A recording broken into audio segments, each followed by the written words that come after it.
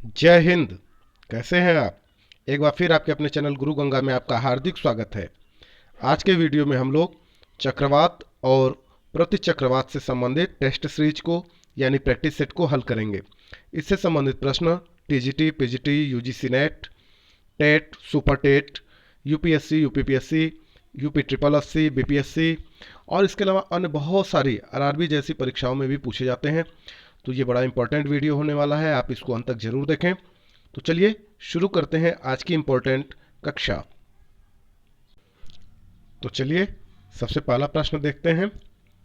पहला प्रश्न है, चक्रवात की उत्पत्ति किस प्रकार होती है? ए, दो विभिन्न वायु राशियों के मिलने से, दो भिन्न तापमान वाली वायु राशियों के मिलने से, सी कहता है वायुमंडलीय दशाओं में असाधारण परिवर्तन से, डी कहता है उपर्युक्त सभी। तो सही उत्तर क्या होगा वह आपको बताना है। आप भी उत्तर देने का प्रयास करेंगे ताकि आपको भी अपनी तैयारी की जानकारी होती रहे। तो बताएं सही उत्तर क्या है। चक्रवात की उत्पत्ति किस प्रकार होती है? दो भिन्न तापमान वाली वायु राशियों के मिलने से, बिल्कुल सही उत्तर है। चक्रवात की दिशा क्या होती है? ए, उत्तरी गोलार्ध में घड़ी की सुइयों के विपरीत और दक्षिणी गोलार्ध में घड़ी की सुइयों के अनुकूल। बी कहता है उत्तरी गोलार्ध में घड़ी की सुई के अनुकूल और दक्षिणी गोलार्ध में घड़ी की सुई के विपरीत। सी कहता है उत्तरी गोलार्ध में घड़ी की सुई के विपरीत और दक्षिणी गोलार्ध में भी घड़ी की सुई के विपरीत। और डी कहता है उत्तरी गोलार्ध तथा दक्षिणी गोलार्ध दोनों में घड़ी की सुई के अनुकूल। तो सही उत्तर क्या है वह आपको बताना है। तो आप बताएं चक्रवात की दिशा क्या होती है? जी हाँ, चक्रवात की दिशा होती है उत्तरी गोलार्ध में घड़ी की सुई के विपरीत और दक्षिणी गोलार्ध में घड़ी की सुई के अनुकूल। यह सही है। तीसरा देखिए, तीसरा प्रश्न कहता है चक्रवात की आकृति इनमें से किस प्रकार की होती है? ए, अंडाकार, बी, गोलाकार, सी, त्रिभुजाकार, डी, उपर्युक्त सभी। चक्रवात की आकृति अंडाकार होती है। ठीक है, आगे चलिए। चक्रवात का शांत क्षेत्र क्या कहलाता है? ए, चक्षु, बी, गर्त, सी, परिक्षेत्र, डी, केंद्र। क्या कहलाता है? चक्षु, बिल्कुल सही है। चक्रवात की आंख एक विशेषता है। ए, उष्णकटिबंधीय चक्रवात की, बी, प्रति चक्रवात की, सी, उष्णार्ध चक्रवात की, डी, आक्लूडेड वाताग्र की। तो बताएं। चक्रवात की आंख विशेषता है उष्णकटिबंधीय चक्रवात की, एक विशेषता है ये, ठीक ना, चक्रवात की आंख। उत्तरी गोलार्ध में चक्रवात की वायु की दिशा होती है। ए, दक्षिणावर्त, बी, वामावर्त, सी, पश्चिम से पूर्व, डी, पूर्व से पश्चिम। वामावर्त, बिल्कुल सही है। सातवां प्रश्न कहता है दक्षिणी गोलार्ध में चक्रवात की वायु की दिशा होती है। ए, घड़ी की सुई के अनुकूल, बी, घड़ी की सुई के विपरीत, सी, कोई निश्चित दिशा नहीं, डी कहता है इनमें से कोई नहीं। तो आप बताइए। घड़ी की सुई के अनुकूल, बिल्कुल सही है। टी मापक यानी टी स्केल पर निम्न में से किसका मापन किया जाता है? ए, भूकंपीय तरंग, बी, पवनों की गति, सी, चक्रवातों की शक्ति, डी, वर्षा की मात्रा। तो टी स्केल पर चक्रवातों की शक्ति का मापन किया जाता है। सी बिल्कुल सही है। फिलीपींस, जापान तथा चीन सागर में जो उष्णकटिबंधीय चक्रवातीय तूफान आते हैं उन्हें क्या कहा जाता है? ए, हरिकेन, बी, टॉर्नेडो, सी, टाइफून, डी, विली। जी, टाइफून कहा जाता है, बिल्कुल सही है। हरिकेन चलते हैं ए, यूरोप में, बी, सहारा मरुस्थल में, सी, चीन सागर में, डी, मिसिसिपी घाटी में। तो हरिकेन कहाँ चलते हैं वो बताना है आपको, बताएं। जी हाँ, मिसिसिपी घाटी में हरिकेन चलते हैं, डी बिल्कुल सही उत्तर है। आगे चलते हैं। निम्नलिखित में से कौन सा देश टाइफून से प्रभावित रहता है? ए, होंडुरास एवं ग्वाटेमाला, बी, बांग्लादेश, सी, फिलीपींस एवं जापान, डी, मिसिसिपी घाटी। तो टाइफून से सबसे ज़्यादा प्रभावित रहने वाला देश फिलीपींस एवं जापान। फिलीपींस एवं जापान सही उत्तर होगा। उष्णकटिबंधीय चक्रवातों को ऑस्ट्रेलिया में किस नाम से जाना जाता है? ए, टाइफून, बी हरिकेन, सी टोर्नेडो, डी विली विली। तो उष्णकटिबंधीय चक्रवातों को ऑस्ट्रेलिया में विली विली के नाम से जाना जाता है। किस नाम से? विली विली के नाम से जाना जाता है।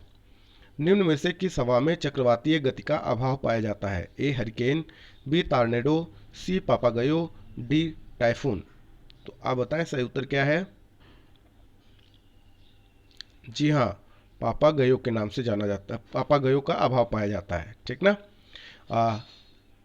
पापागयो हवा में चक्रवातीय गति का अभाव पाया जाता है। 14 देखिए, चक्रवातों की उत्पत्ति से संबंधित भंवर सिद्धांत, जिसको एडी थ्योरी भी कहा जाता है, उसके प्रतिपादक कौन है? भंवर सिद्धांत के प्रतिपादक कौन है आपको बताना है। बहुत इंपॉर्टेंट प्रश्न है ये। ए बर्कनीज, बी नेपियर शॉ, सी लैम्फोर्ट, डी उपर्युक्त में से कोई नहीं। तो देखिए, भंवर सिद्धांत के जो प्रतिपादक हैं इनमें से कोई भी नहीं है, ठीक ना। तो डी बिल्कुल सही है। आगे चलिए, टॉर्नेडो का मुख्य संबंध है ए उत्तरी अमेरिका से, बी उत्तरी यूरोप से, सी चीन से, डी दक्षिण अफ्रीका से। बताएं। उत्तरी अमेरिका से, बिल्कुल सही है। चक्रवातों की उत्पत्ति से संबंधित ध्रुवीय वाताग्र सिद्धांत का प्रतिपादन निम्न में से किसके द्वारा किया गया है? ए नेपियर शॉ तथा लैम्फोर्ट, बी फिट्जरॉय, सी जे बर्कनीज, डी टार बगंगडॉन। बताइए। जी हाँ, जे बर्कनीज द्वारा ध्रुवीय वाताग्र सिद्धांत का प्रतिपादन किया गया है।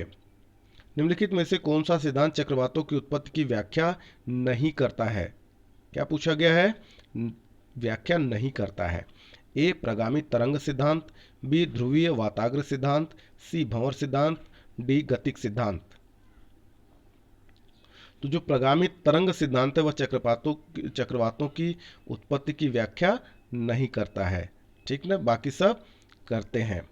आगे चलिए, टाइफून नामक चक्रवात से कौन सा क्षेत्र प्रभावित होता है? ए ऑस्ट्रेलिया, बी चीन सागर, सी पश्चिमी द्वीप समूह क्षेत्र, डी उपर्युक्त सभी। तो टाइफून नामक चक्रवात से चीन सागर प्रभावित होता है। कौन सा क्षेत्र प्रभावित होता है? चीन सागर प्रभावित होता है। अगला देखते हैं। अगला है सुमेलित करना है। दो सूची दी हुई है, एक तरफ typhoon, willy willy, hurricane, tornado दिया हुआ है, दूसरी तरफ उनसे संबंधित देश दिए हुए हैं, चीन, ऑस्ट्रेलिया, यूएसए और कैरिबियन सागर। तो आपको इन्हें सुमेलित करना है। तो आपको देखना है कि ABCD करके 4 ऑप्शन भी नीचे दिए हुए हैं, आप देख लीजिए ध्यान से, ठीक है। इनमें से कौन सा सही है तो आपको मैच कराना है, ठीक है।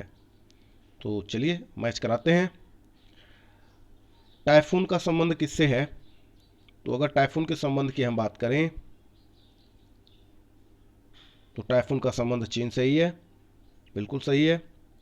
विली विली का संबंध किससे है? विली विली का संबंध ऑस्ट्रेलिया से है, ये भी सही है। हरिकेन का संबंध अमेरिका USA से है, बिल्कुल सही है। टॉर्नेडो का संबंध कैरेबियन सागर से है। मतलब 1 2 3 4, 1 2 3 4 ये सही है। अब ऑप्शन देख लीजिए, ये तो पहला ही ऑप्शन सही है, 1 2 3 4 बिल्कुल सही है। ए बिल्कुल सही उत्तर है इस प्रश्न के लिए। आप भी मिलाने का प्रयास करेंगे। इस तरीके के प्रश्न कई बार आते हैं तो आप अभ्यास जरूर कर लेंगे ऐसे प्रश्नों का। प्रति चक्रवात की विशेषता है ए तापमान में वृद्धि, बी तेज पवन, सी स्वच्छ आसमान, डी तीव्र दृष्टि। तो प्रति चक्रवात की विशेषता क्या है वो आपको बताना है, बताएं। स्वच्छ आसमान, बिल्कुल सही उत्तर है आपका। उच्च दबाव वाली हवाएं जो केंद्र से बाहर की ओर चलती हैं कहलाती हैं ए चक्रवात, बी प्रति चक्रवात, सी तूफान, डी इनमें से कोई नहीं। आपको ये बताना है कि उच्च दबाव वाली हवाएं जो केंद्र से बाहर की ओर जाती हैं, बाहर से केंद्र की ओर नहीं, केंद्र से बाहर की ओर चलती हैं, उन्हें क्या कहते हैं? प्रति चक्रवात कहते हैं, बिल्कुल सही उत्तर है आपका। ये बेसिक अंतर है, ठीक ना। बी सही है। आगे चलिए, प्रति चक्रवात में वायुदाब कहाँ अधिक होता है? ए केंद्र में, बी बाहर की ओर, सी मध्य में, डी कहीं नहीं। तो प्रति चक्रवात में वायुदाब होता है केंद्र में सबसे ज्यादा, केंद्र में अधिक होता है, ठीक है। 22 का ए सही है। आगे चलिए। प्रतिचक्रवात के क्षेत्र में कम उत्पन्न होते हैं। ए भूमध्य रेखीय क्षेत्र में, बी आर्कटिक क्षेत्र में, सी मरुस्थलीय क्षेत्र में, डी कहता है शीतोष्ण कटिबंधीय क्षेत्र में। तो सही उत्तर क्या है? प्रतिचक्रवात भूमध्य रेखीय क्षेत्र में कम उत्पन्न होते हैं। ठीक ना, पहला सही है। प्रतिचक्रवात के क्षेत्र में अधिक उत्पन्न होते हैं। ए भूमध्य रेखीय क्षेत्र, बी आर्कटिक क्षेत्र, सी मरुस्थलीय क्षेत्र, डी उपोष्ण कटिबंधीय उच्च दाब क्षेत्र। तो 24 का क्या सही है वो बताइए। उपोष्ण कटिबंधीय बिल्कुल सही उत्तर है। प्रतिचक्रवात चक्रवात की तुलना में होते हैं। ए बड़े होते हैं, बी छोटे, सी बराबर, डी बहुत छोटे। तो सही उत्तर बताएं आप। प्रतिचक्रवात चक्रवात की तुलना में बड़े होते हैं। क्या होते हैं? बड़े होते हैं। ध्यान से देखिए, जितनी बार आप अभ्यास करेंगे उतनी जल्दी ये तैयार होगा, याद होगा। रटने की जरूरत नहीं होती, अभ्यास की चीज है ना। चलिए, प्रतिचक्रवात की आकृति सामान्यतः होती है। ए गोलाकार, बी अंडाकार, सी त्रिभुजाकार, डी उपर्युक्त सभी। तो प्रतिचक्रवात की जो आकृति होती है वो सामान्यतः गोलाकार होती है। कैसी होती है? गोलाकार होती है। प्रतिचक्रवात में वायु की दिशा होती है। प्रतिचक्रवात में वायु की दिशा बताना है आपको। ए उत्तरी गोलार्ध में घड़ी की सुइयों के अनुकूल तथा दक्षिणी गोलार्ध में घड़ी की सुइयों के विपरीत। बी कहता है उत्तरी गोलार्ध में घड़ी की सुइयों के विपरीत तथा दक्षिणी गोलार्ध में घड़ी की सुइयों के अनुकूल। सी कहता है दोनों गोलार्धों में घड़ी की सुइयों के अनुकूल। डी कहता है दोनों गोलार्धों में घड़ी की सुइयों के विपरीत। तो आपको बताना है प्रतिचक्रवात में वायु की दिशा कैसी होती है। तो इसका पहला सही है, उत्तरी गोलार्ध में घड़ी की सुइयों के अनुकूल और दक्षिणी गोलार्ध में घड़ी की सुइयों के विपरीत वायु की दिशा होती है प्रतिचक्रवात में। अगला प्रश्न कहता है प्रतिचक्रवात के संबंध में निम्नलिखित में से कौन सा कथन असत्य है। ए प्रतिचक्रवात में केंद्र में उच्च दाब पाया जाता है। बी चक्रवात की तुलना में इसका आकार छोटा होता है। सी चक्रवात में सामान्यतः वर्षा का अभाव होता है। और डी कहता है प्रतिचक्रवात में सामान्यतः वर्षा का अभाव होता है। ठीक ना। सी कहता है चक्रवात में सामान्यतः वर्षा का अभाव होता है, डी कहता है प्रतिचक्रवात में सामान्यतः वर्षा का अभाव होता है। तो आपको बताना है इनमें से सही क्या है। नहीं, असत्य क्या है, क्या बताना है। प्रतिचक्रवात के संबंध में कौन सा कथन असत्य है, तो आप बताएं। तो देखिए, प्रतिचक्रवात में केंद्र में उच्च दाब पाया जाता है, बिल्कुल सही है। चक्रवात की तुलना में इसका आकार छोटा होता है, ठीक है। चक्रवात में सामान्यतः वर्षा का अभाव होता है, यह कथन असत्य है। ठीक ना। तो 28 का सी बिल्कुल सही उत्तर होगा इस प्रश्न के लिए। ठीक है। निम्नलिखित में से कौन सामान्यतः विनाशकारी होता है। ए तड़ित झंझा, बी हरिकेन, सी टाइफून और डी टॉर्नेडो। D tornado. तो सही उत्तर क्या होगा। जी हाँ, सर्वाधिक विनाशकारी होता है टॉर्नेडो। डी ऑप्शन बिल्कुल सही है। टॉर्नेडो है, टॉर्नेडो क्या है वो आपको बताना है। ए एक अति उच्च दाब केंद्र, बी एक अति निम्न दाब केंद्र, सी एक अति उच्च समुद्री लहर, डी एक भूमंडलीय पवन। तो आप बताएं। टॉर्नेडो जो होता है एक अति निम्न दाब केंद्र होता है। क्या होता है? एक अति निम्न दाब केंद्र होता है और ये सबसे ज़्यादा विनाशकारी होता है टॉर्नेडो। देखिए, इस तरह के बहुत सारे प्रैक्टिस सेट अलग अलग विषयों के हमने बना रखे हैं, उसके लिंक भी इस वीडियो के डिस्क्रिप्शन बॉक्स में दिए गए हैं।